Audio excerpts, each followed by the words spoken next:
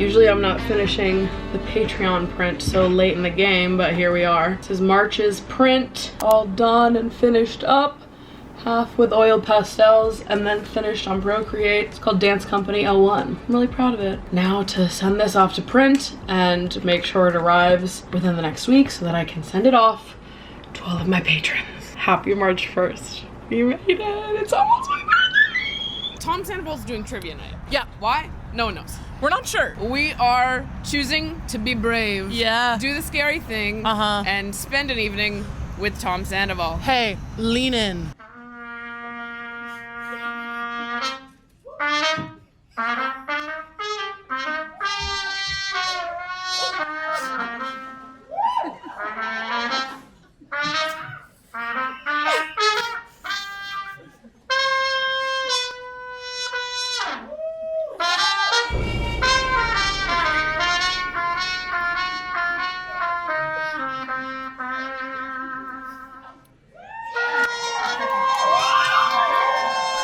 I'm seeing the Mayhem Ball again this month with my friend Kayla, who I literally went to go see the art rave with back in like 2014. Kayla and I actually met in dance class and really bonded over the fact that we both loved Lady Gaga in the 7th grade. I'm actually seeing Gaga twice this month. Fingers crossed I maybe get the absolute joy and pleasure of hearing Marry the Night as a surprise song, but even if it's just a song off Born This Way, I will be so grateful regardless. Which is why I want to give a shout out to today's sponsor, which is SeatGeek. With over 35 million downloads, SeatGeek is the #1 rated ticketing app. There are more than 70,000 events listed on SeatGeek, from concerts to festivals, sports events, Broadway shows, you name it, they've got it over on SeatGeek. And there's so many artists going on tour this year, from Gaga to Ariana, Demi Lovato, Olivia Dean, Cardi B. I have bought so many last minute tickets on SeatGeek over the years, and I've never ever been disappointed. Plus, SeatGeek really has your back because each ticket is rated on a scale of 1 to 10, with green dots meaning good and red dots meaning bad. So that way you know that you're getting a good deal. Plus, every single purchase made on their website is backed by their buyer guarantee. So to make your next concert even better, be sure to use code Maddie for 10% off your next purchase at SeatGeek. That's 10% off tickets with promo code Maddie, and be sure to click the link in the description down below to download the app and have the code automatically added to your account so you can save it for the next time you want to buy tickets. It's my birthday! Today I'm spending my day at the spa. So I usually spend my birthdays, but this year I'm going by myself. I think I just wanted to be alone on my birthday this year. My friends are coming to visit for the weekend, so I'm about to have a very social couple of days, and on top of that, it just feels important for me to be alone today and to just be quiet and focus on my solitude until my friends get here. A couple of my friends asked me a few weeks ago if there was anything they could do to help bring mango into my birthday celebrations, and like how I wanted to approach sitting with my grief on my birthday. And at the time I don't know, it's like hard to know how I'm gonna feel sometimes, and at the time I was like, oh, that's really sweet, thanks for asking. Like, maybe we can make mango margaritas at dinner or something, like keep it very lighthearted. And I was already planning on spending the day by myself, and I just felt a pull to. I couldn't tell you why. I was just like, I need to be alone on my actual birthday. And obviously I've been extra emotional because of the Fosters, and I've also been extra emotional about mango because it's my birthday, which I guess I didn't realize that I would be. I think living alone and doing life, just me and this perfect little angel. It's like when you move out of your parents' house and you're in college, or you know, just living on your own, and you realize that nobody really gives a fuck about your birthday the way that your mom does. And birthdays as an adult feel more isolating by default, because it's like nobody cares about your birthday the way that you do, except for like your mom. And I felt like my mom always made my birthday so special growing up. She still does now. She's been sending me presents all week. But it's different to be like physically by yourself and away from family. And I've thought this throughout, you know, the last decade of birthdays. But it's weird. It almost feels like Mango became the figure that celebrated my birthdays with me. Even like waking up this morning and the house is quiet and I'm not checking my phone, and every other year I would have just laid in bed with her and told her, as I told her every year, that she was my best birthday gift and that as long as I had her I would be happy. And that was true. And I don't know, it's almost like choosing to be alone and be quiet today is a way to honor her absence and just like recenter myself, ground myself in my new reality, which is that I am alone. Just trying to accept that still. Oh, Ashley's calling me.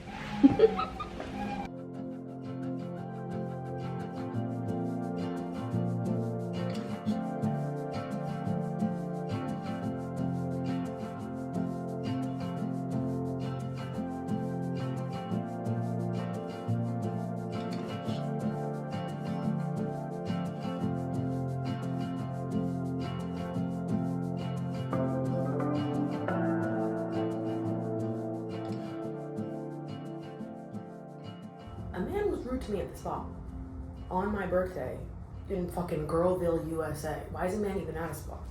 Men shouldn't be allowed at spas. There's my take. We were both trying to walk out the door at the same time. So when I see him, I'm like, oh, sorry. And I move to the side to let him pass first. And I'm smiling and being polite. And then when he walks past me, he's like, you're welcome. And I was like, what the hell? What the fuck did I do? I let you go first and said I'm sorry. What the fuck else did you want me to say? So I don't know what he thought happened, but we clearly were both having different experiences. And a man shouldn't be at the spa. At the end of the day, that's what it comes back to. I got a margarita. Life ain't so bad, people. It ain't so bad. You know what else I can't stand though? Is people put their shit in these bubbles and reserve them and then just fuck off to other parts of the spa. They're like in the pool. That just feels rude. There's only 6 of these. If you just put your shit there, then no one else can use them. That's not fair. That's not fair. That's rude. Sometimes I feel like we have to start talking to adults like they're children because they just be doing shit like that and they think it's normal. It's not. Hey, spoiler alert, it's not.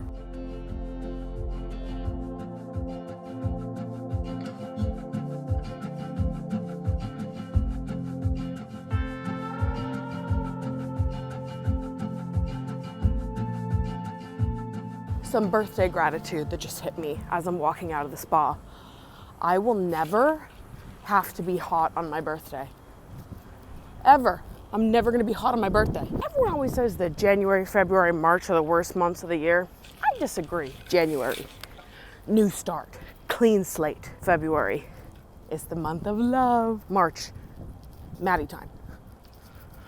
What's not to like? And you're never hot. Life is beautiful. Everything is perfect. All the besties are here. There we go. If I'm with these 3 women, trust that everything in my life is okay and I'm happy and well loved and truly experiencing the maximum amount of contentment that this life has to offer me. We spent the day shopping around. I grabbed some new stamps to use for the Patreon print club, and I was silently rubbing my hands together all day long, knowing that I was about to surprise all of my friends with wigs at my birthday party and issue us into what I was sure would be the best night out we'd have all year long. Happy birthday to you. Happy birthday to you. Happy birthday, dear Maddie. Happy birthday to you.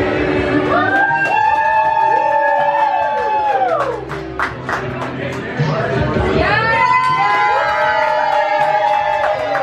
I was like, where's my wig? Wait, I was like,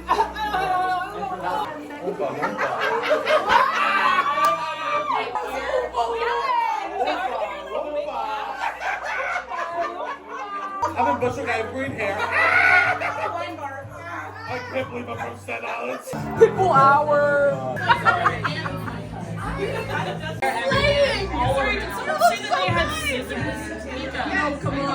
It's a wig night out, bitch. Hold on, just wigging real quick. Just having a wig. Just a quick wig, everybody. I mean, you brought it up so fast. When will you wear wigs? When will we wear wigs? I have to go to Hank's. Guys, I gotta go. What's this? Are you brushing the wig? Yeah, I got it.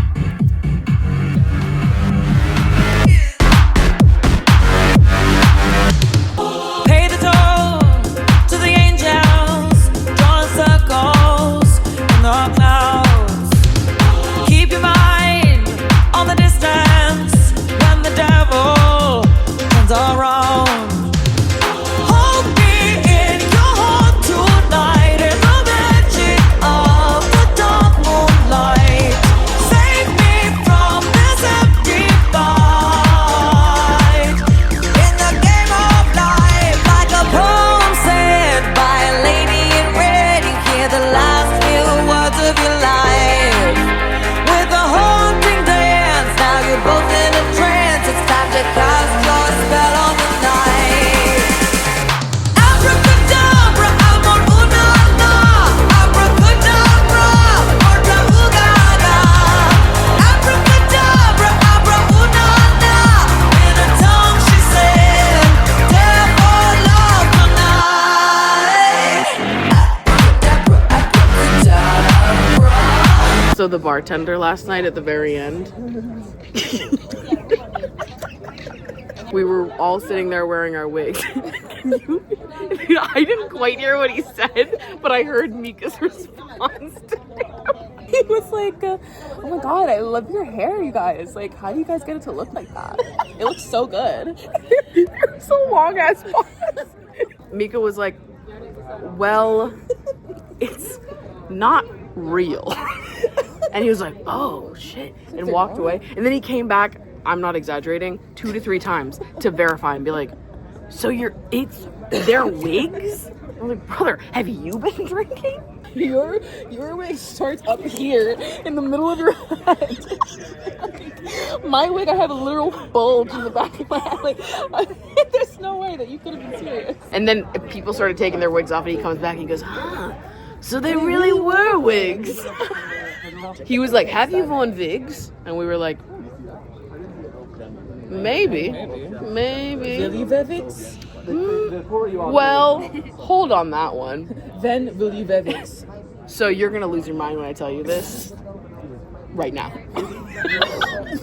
Everyone was in disbelief. None of us. Not a single person there was in belief. So true, bro. I've had a crazy couple days. God, I'm so tired. We went out on Friday the 6th. It is now Wednesday the 11th, and I still feel like I'm in recovery. I just can't hang genetically. I've never been able to hang. This isn't even like a, I'm getting older, I can't hang anymore thing. I've never once in my life been able to hang. Don't ask me to. I had a really great birthday though. It was really nice to be around all of my friends and just being silly with the wigs and celebrating, and oh, it was so much fun. Now, did I arrive to my own birthday party about an hour and 20 minutes late because I was having a panic attack? Yeah, okay. 2 things can be true at once.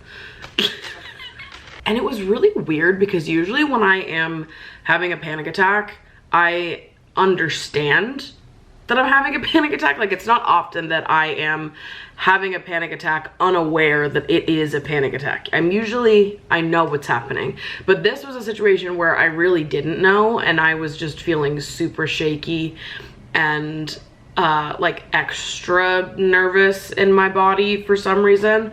My anxiety has always been very physical for me, and usually I'll be in like situations that I can logic myself out of, and in my head I'll be like, everything's fine, see, everything is fine, but then my body is still having like a really heightened physical response to whatever's going on.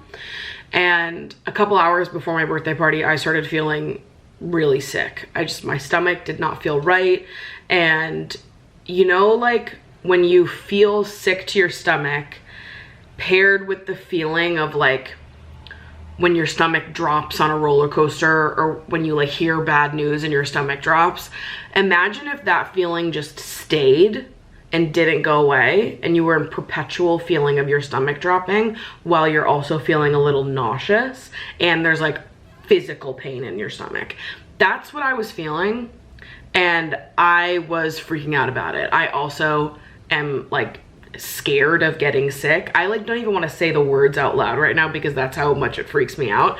But I'm like trying to be vague, not because I'm not wanting to tell you what it is I was thinking or feeling, but because if I say it out loud, I'm gonna freak myself out in real time. But I'm sure you understand what I'm saying when I'm saying I was afraid of getting sick. Okay, we could all work through what I meant by that. And so I was freaking out. I have like an hour before my birthday party and I'm like, fuck, am I gonna have to cancel the whole thing? And I really didn't want to. I was so looking forward to this night, like for weeks now, and I couldn't tell what was wrong with me, if it was a panic attack or if it wasn't. I ended up sending Ashley and Mika to go to the venue on time, and then I was gonna show up a little bit later. Ellie stayed back with me, and I think that Ellie could sense that I was fine and that it was more emotional, but I couldn't. So I'm sitting here doing my makeup and Ellie's asking me questions, and through our conversation I started getting emotional, and the second I started crying, all of the pain in my stomach went away, and I was like, fuck, okay, turns out I was fine. I just needed to cry about mango. And it was weird because usually I know that, you know, usually if I have like a grief buildup or I'm having an emotional response that's turning physical, I have awareness of that. But this was the first time in my life that I actually didn't know. And that did freak me out quite a bit. But I talked to my therapist about it, and she seems to think it was quite normal given the external circumstances in my life right now. So I'm just gonna take her word for it. Anyways, I made it to my birthday party on time. I felt so bad about being so late. I was literally in the car being like, I literally feel evil for being late to my own birthday party. And Ellie's like, Maddie, you have friends who love you. Nobody cares if you're late to your own birthday party because you were crying about your dead cat. Like literally nobody cares. We love you. You could be 100 hours late and we'd still love you. Like, it's fine. But the whole time I'm like, fuck, like I feel so bad because I don't know, birthdays can be kind of like guilt inducing. Like there's something about a day all about you and having to ask your friends to be like, oh, come to my birthday party. That's like, it's vulnerable. And also there's some part of me that feels guilty for being like, come make everything about me.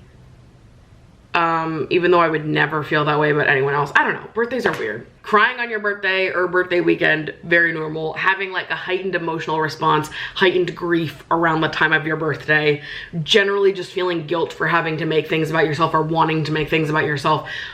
It happens. We all feel it, right? And I know I can like logic my way out of it and be like, you would never think this about any of your friends. Why are you assuming that they would think it about you? But you know, it's just one of those things that we as people do, and I was absolutely doing it. And then after the fact, Ashley was like, you know, Maddie, I actually think that people were relieved that you were late because a lot of them were late. And so it was kind of awesome to show up 45 minutes late to someone's birthday party and be like, awesome, the birthday girl's not even here yet. I'm fucking early. So it was fine. We all had a great night. Everything was okay after I cried. I miss her. I miss her so much, and this loss has been really isolating for me. Not because I don't have people that are there for me. I have so many people that are there for me and that want to be there for me and would pick up my call and listen to me cry about mango any day of the week. But it's isolating in the sense that I am the only person that's feeling it the way that I am. I was the only person on earth that had that relationship with her. And that is hard to reckon with, and to know that I may not be alone in the sense that I have people who will be there for me and listen, but I am alone in the sense that I'm the only one who understands this specific relationship. And that weighs on me. But yeah, it's just devastating. And I cry about her every day, and I don't share in how much it's impacting me to like anyone really. because there's not much else for me to say. I feel like I've said everything that I can say.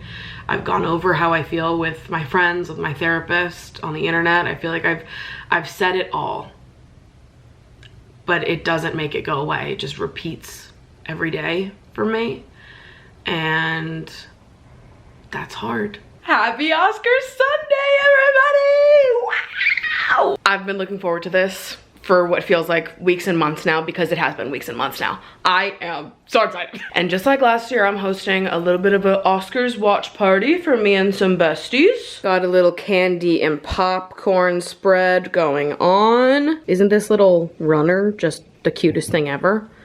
Little frames and all of this candy and popcorn buckets. And then, of course, we'll be doing an Oscars ballot as well as Oscars bingo again this year. This year, I bought Boy Smells candles for whoever wins the ballot and whoever wins the bingo. And low-key, last year, I didn't let myself run for the prizes because it felt unfair.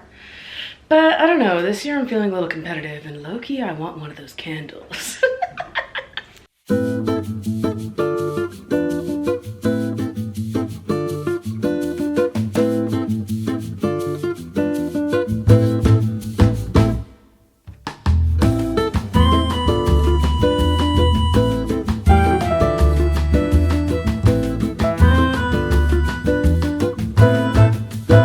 The thing that inspired me the most this month, and pretty much every month for the last 18 years, is Lady Gaga. I got to see her twice this month, which was such a treat, and despite how many times I've seen her perform over the years, I always feel like I leave a performance of hers freshly inspired and in awe of her capacity as an artist.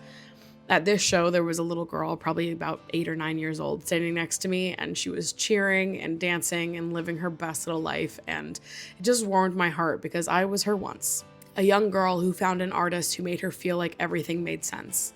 I am who I am because I found Lady Gaga, and I just hope that every little girl gets to find her Gaga.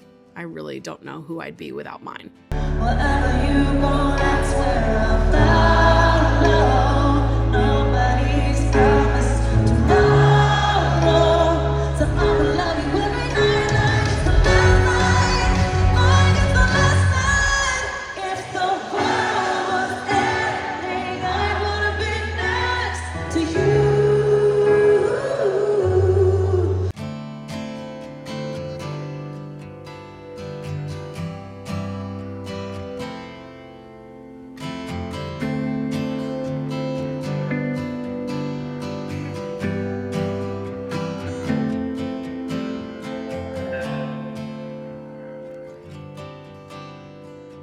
So I listened to Lady Gaga sing Die With a Smile live last night for the third time in person. And Die With a Smile has not been one of my favorite Gaga songs in general, especially off Mayhem. Mostly because I don't fuck with Bruno Mars like that. Sorry. Last night, seeing Die With a Smile, I was sobbing. And it's probably just the mango of it all, because this is the first time I've seen Die With a Smile live post Mango dying, my first Gaga show post Mango dying, which maybe doesn't seem like a lot to other people, but Lady Gaga is like who and what keeps me afloat in my life, and has since I was 13. She's my #1 coping mechanism, actually. Being a little monster as a coping strategy. There's a book there, someone write it. But I don't know, last night it just hit different. The words were stinging in my chest a little bit, and it felt so good to cry and just exhale a little bit. If the world was ending, I'd want to be next to you. If the party was over and our time on earth was through, I'd want to hold you just for a while and die with a smile. If the world was ending, I'd want to be next to you. And I think that was very mutually how Mango and I felt about each other. And it brings me comfort to know that she got an ending with me, but it does devastate me that we can't see the end of my world together. Isn't that just the worst thing ever? Why is it that we have to outlive people and pets that we love? Can't we all just collectively make a choice to be in or out of this realm together? I just wish that Mango and I could have transcended dimensions together. And we do, and we will. She's just moving quicker into the next one than I am.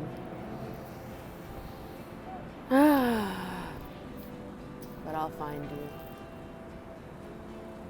Someday. I'm flying up to Portland for the weekend to reunite with some childhood friends of mine, and I couldn't be more excited.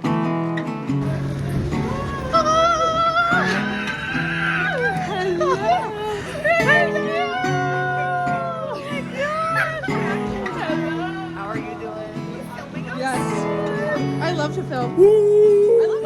This is my group of baby friends, as we've come to call each other. We all grew up in the same neighborhood and spent our childhoods running to each other's houses, playing outside, and creating entire universes in Kim's basement. One of our favorites was when we made an amusement park in the basement, and one of the rides was just a dog crate filled with pillows and blankets that we'd push around the room with someone inside of it. Dude, I miss 2008 in a major way. Are you even in it? Squeeze it. First one was so we fucked it. We absolutely fucked it. Sid, get serious. I'm at school. You know, this is a vlog for you.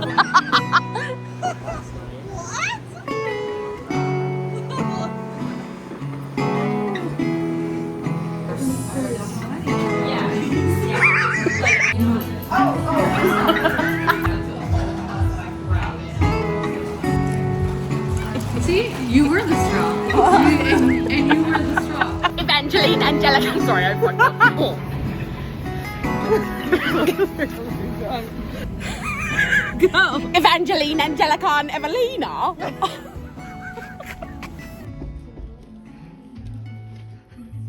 Morans? Or do we just want two large? Do we want 2 large pizzas or 3 large pizzas? How many pizzas are we wanting? Three large pizzas. 3 large pizzas. So I With fucked up. some extra Alright, bread bites. shit, Okay. He doesn't deserve you in a wedding dress. He doesn't deserve you in a wedding dress. I think it's I think it's Rachel. Or no, I think it's either you two. Kaden. No, I think it could be me. I think it's I'm either very you two. dyslexic and I post quotes a lot, so I would not be.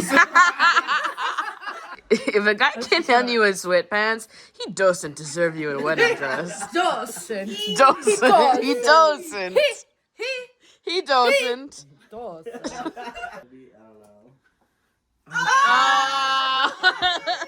There is a possibility that this person didn't go to the West Coast. Is this Rachel saying it's me? Like what? I would never left the East Coast. But you loved hearts at that time. Oh, did I bet you're the type of kid that had emoji clothes. What is that? Emoji clothes? Clothes. Oh. Clothes. You had emoji Shut clothes. the fuck up. Emoji clothes? You definitely had a Galaxy leggings. Well, yeah, because I was Of course. your emotional support diva. Listen, Marianne. No, absolute the fuck not. I think it You was. kidding me? I think it was You one of two. bitches were in those fucking Delia's tops, and where was I? I think it was. I think Nowhere it was, to be I found. think, just go. Are you ready? Just vote. I don't give a Yeah, damn. just vote. go. Wait, You're already on the coast. So true. Girl was going to Gloucester. Oh. Wanted you. No, I was just talking to. He wanted you. About this. He wanted you. You had a dream about this? Not bully me for the rest of my life. Are you kidding me? Oh I'm my not kidding. God. No. Really? Ribs for dinner. That's gotta be Maddie. That's gotta look awesome. Ribs for dinner.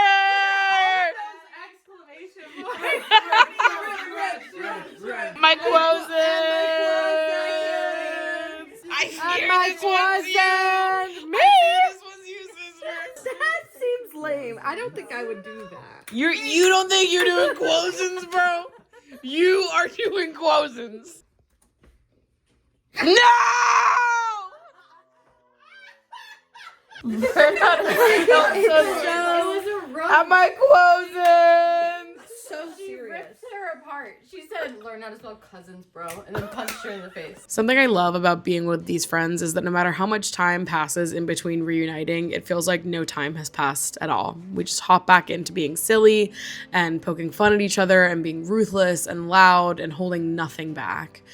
We played a lot of games throughout the weekend, and I was actually so struck by how much fun it is to play games with people who aren't afraid to argue and be petty while playing. It seems silly, but sometimes I feel like I can't play as brutally as I want to with newer friends because I don't want to hurt anyone's feelings and know that not everyone gets as into games as I do. But with my baby friends, we play as brutally as we want to. They call me a dictator. We find screenshots of me correcting someone's spelling in 2009, and we all laugh like siblings, and I just love it. I love being with my friends who make fun of me.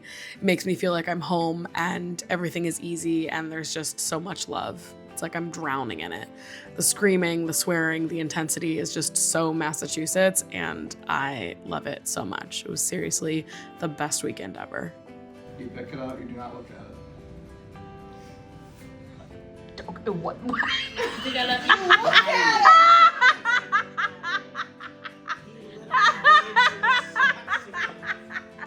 The exact opposite. What the hell? Pick up a card and don't look at it. Cheers.